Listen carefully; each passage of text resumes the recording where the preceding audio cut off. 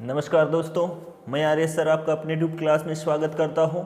यहां पर हम UP board class 10th Hindi में पहला पाठ संस्कृत खंड का वो भी पहला पाठ है वाराणसी, उसी पाठ के बारे में चर्चा करेंगे। वो भी इसकी संपूर्ण व्याख्या हम करेंगे सरल शब्दों में, और इसके साथ हम आपको कंटेंट इसी स्क्रीन पर प्रोवाइड करते रहेंगे। आप चाहे जहां हो आप आराम से पढ़ सकते हैं। और ये जो संस्कृत खंड से एक गद्यांश आता है, एक पद्यांश आता है, दोनों में से एक करना होता है जो कि 4 नंबर का होता है। ठीक है, तो इस वाराणसी पाठ को सरल शब्दों में व्याख्या करने वाले हैं, तो आप वीडियो को पूरा देखिएगा, आप एक बार में समझ जाएंगे। तो यहाँ देखिए वाराणसी, तो वाराणसी पाठ से ही हमको पता चल रहा है कि वाराणसी के बारे में दिया गया होगा। तो सही बात है, वाराणसी के बारे में ही दिया गया है। तो चलिए शुरू करते हैं। गद्यांश नंबर 1 क्या कहता है? वाराणसी सुविख्याता प्राचीन नगरी। वाराणसी सुविख्याता, वाराणसी सुविख्यात यानी बहुत ही प्रसिद्ध प्राचीन नगरी है। आगे देखिए, इयम विमल सलिल तरंग्याः गंगायाः कूले स्थिता। इयम यह नगरी, यह स्वच्छ जल के तरंगों वाली गंगायाः कूले, गंगा के किनारे स्थित है। यह स्वच्छ जल की तरंगों वाली गंगा के किनारे स्थित है। अस्याः घट्टानां वलयाकृतिः पंक्ति धवलयाम चंद्रिकायाम बहुराजते। अस्य घट्टानाम, इसके घाटों की यानी इनके जो घाट हैं, वलयाकृति ही घुमावदार, पंक्ति पंक्ति में बनकर, धवलयाह सुशोभित हो रहे हैं, चंद्रिकायाम चंद्रमा की चांदनी जैसे, बहुराजते बहुत सुंदर लग रहे हैं। चंद्रमा की चांदनी जैसे सफेद रंग के बहुत सुंदर लग रहे हैं। यानी अस्याः घट्टायाम वलयाकृति ही पंक्ति धवलयाम चंद्रिकायाम बहुराजते, इसके घाटों की घुमावदार आकृति चंद्रमा की सफेद चांदनी में अत्यंत सुशोभित हो रही है।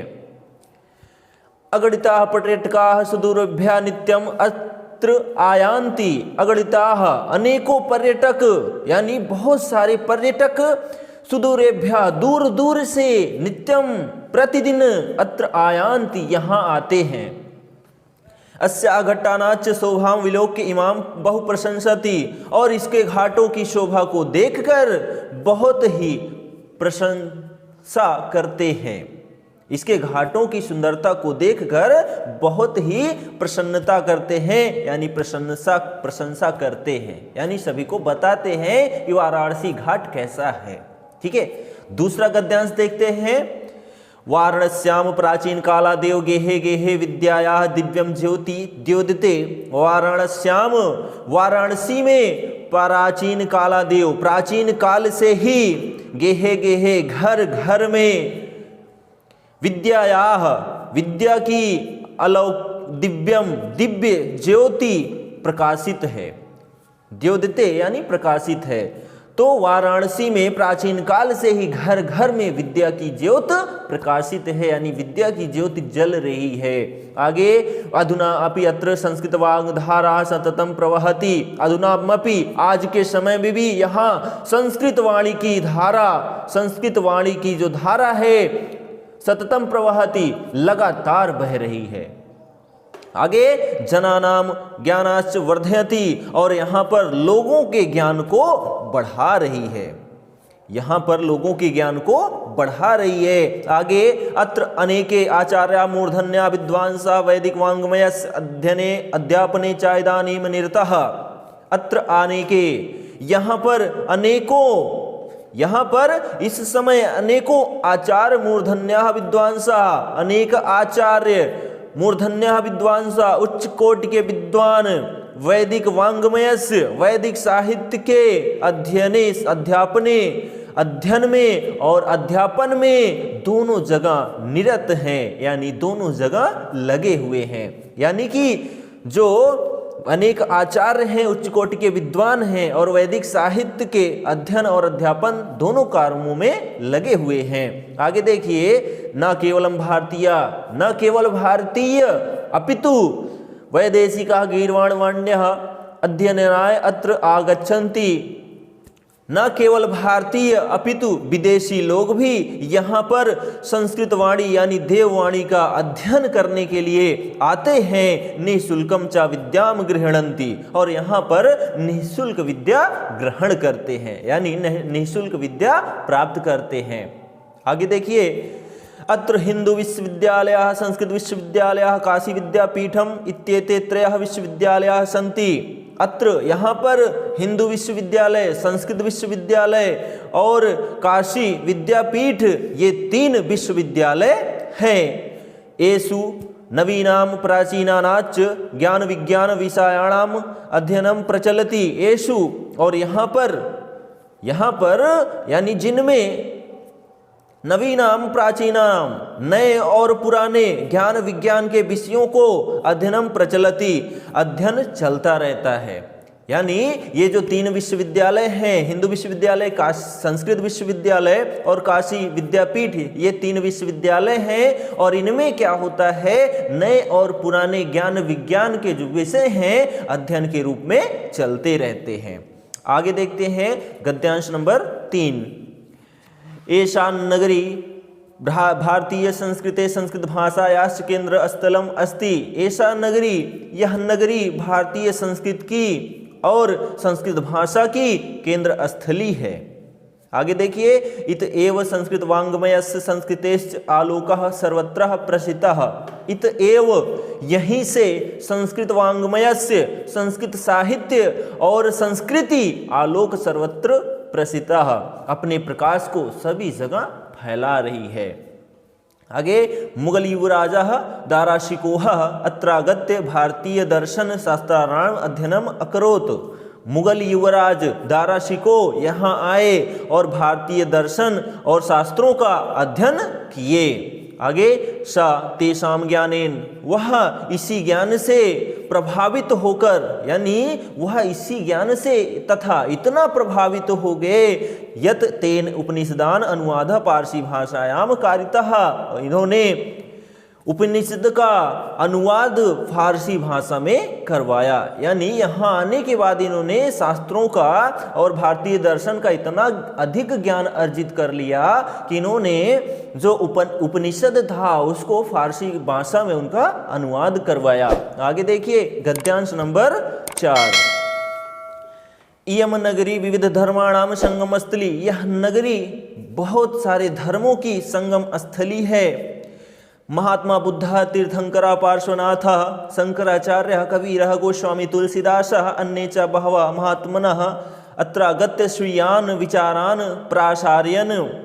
महात्मा बुद्ध, तीर्थंकर पार्श्वनाथ, शंकराचार्य, कबीर, गोस्वामी तुलसीदास और बहुत सारे अन्य महात्मा लोग यहाँ आए और अपने विचारों का यहाँ पर प्रसार किया। प्रसार का मतलब यहाँ पर फैलाया। आगे, न केवलम दर्शे, दर्शने साहित्य धर्मे, न केवल दर्शन के क्षेत्र में, साहित्य के क्षेत्र में भी, धर्म के क्षेत्र में भी, अपितु कला क्षेत्रे, और जो है कला के क्षेत्र में भी, इयम नगरी विविधता नाम कला नाम, यह नगरी विभिन्न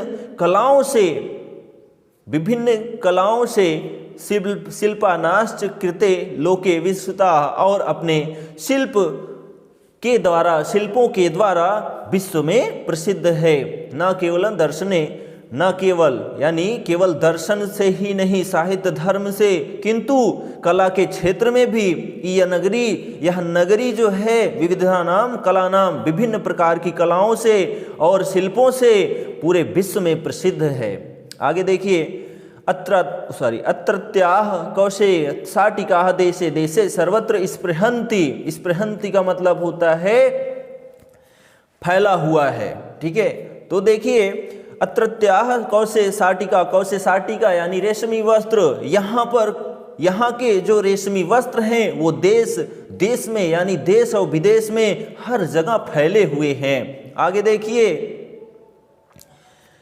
स्पृहन्ते यानी पसंद किए जाते हैं। तो यहाँ की जो रेशमी वस्त्र हैं वो देश और विदेश दोनों जगह पसंद किए जाते हैं।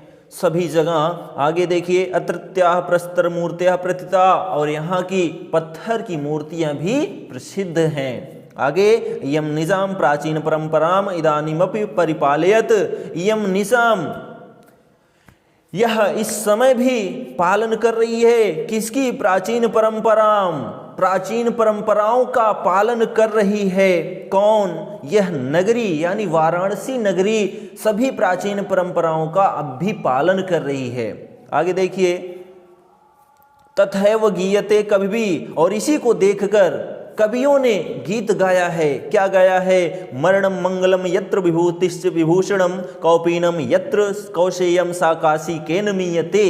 तो ये जो श्लोक है, ये श्लोक मतलब गद्यांश और पद्यांश आता है तो ये श्लोक भी अधिकतर पूछ ही लिया जाता है, क्योंकि बहुत इंपॉर्टेंट श्लोक है, तो ध्यान से व्याख्या सुनिएगा। तो यहाँ पर इयम निजाम प्राचीन परंपराम इदानीमपि परिपालयत, यह अपनी प्राचीन परंपरा से इस समय भी पालन कर रही है।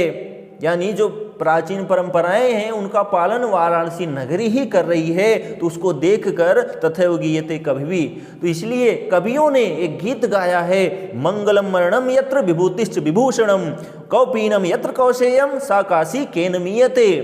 मंगलम मरणम मंगलम यत्र, जहां पर मरना मंगलकारी हो, जहां पर मरना मंगलकारी हो, कल्याणकारी हो, विभूतिश्च विभूषणम, और जहां पर शरीर पर भस्म लगाना ही आभूषण हो, कौपीनम यत्र कौशेयम, और लंगोट ही जहां पर रेशमी वस्त्र हो, यानी रेशमी वस्त्र हो जहां पर लंगोट, यानी जो लंगोट है वो रेशमी वस्त्र ही है।